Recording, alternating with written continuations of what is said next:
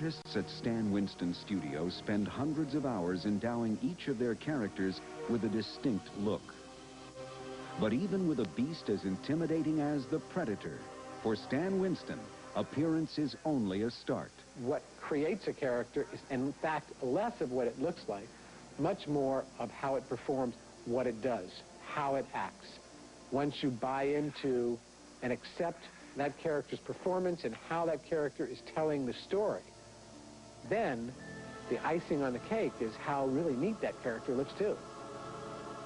One of Stan's most challenging assignments in creating a successful performance within an unusual appearance was in director Tim Burton's fantasy fairy tale, Edward Scissorhands. A great deal of thought went into the creation of the Scissorhands to give Johnny Depp the freedom to perform with these hands. And it seems so simple, but a lot of people, when they think of their hands doing scissors, they would do this. I'm going to cut like this. But no, that's not the point, because that's not how it's going to be free, because then you're very limited what you can do with your hands. So I'm doing this, and I'm going, this is it, this is it.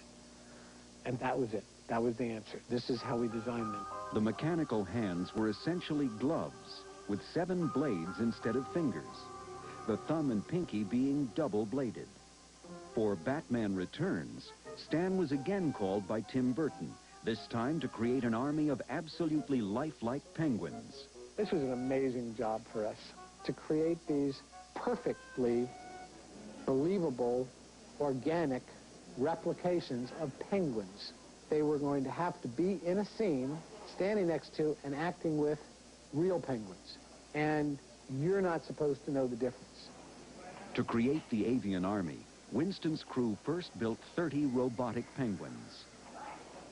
Performance was achieved by movement of the nearly 200 mechanical parts inside each robot. Cables connected the birds to the puppeteer's joystick controllers, which operated head and neck movements. Then, to portray the more mobile elder penguins, 6 puppet suits were designed to be worn by little people performers. Winston's team dressed each bird in synthetic fur, styled and colored to appear as real feathers. It was a great challenge, and it made us realize that we could, in fact, really duplicate real life. But the challenge in Winston's best-known assignment was to bring the extinct to life. For his fantasy adventure Jurassic Park, director Steven Spielberg commissioned Stan Winston Studio to create the look of the dinosaurs. The animals' believability would be essential to the movie's success. To start the process, Winston Studio concept artist Crash McCreary prepared pencil drawings based on the scientific hypothesis connecting dinosaurs and birds. My first problem was to redesign dinosaurs in a way that we could look at them as real animals as opposed to monsters. So we incorporated what the new theories are bringing in, is that they were more bird-like than lizard-like, much more active. So I took basic designs of Tyrannosaurus Rex and tried to give him more life, leaning him forward and running positions and things like that. Studio sculptors then translated the drawings into 3-dimensional form. Even the film's computer-generated images, created by Industrial Light and Magic, were based on Winston designs.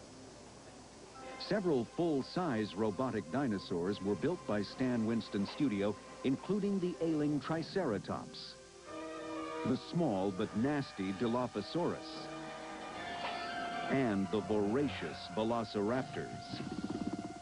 John Rosengrant, a longtime associate of Stan's, was one of the artists heavily involved in the Raptors' creation. For the Raptors, we had a whole series of puppets. The biggest and most complex was the full-size animatronic, which he worked from the tip of his nose to the end of his tail. And that was a combination of cables and rods and radio control. We had a close-up insert head for shots that didn't require the body. And also there was a pair of insert feet. An insert head of the friendly leaf-eating brachiosaur interacted with the movie's human performers. But the biggest challenge was creating the movie's giant star. A creature so large, the Winston Studio roof had to be raised to accommodate it. The Tyrannosaurus Rex, we built full-size. 9,000 pounds of a completely full-size animatronic robotic machine. As with all the dinosaurs, a full-size sculpture was created from plastiline clay.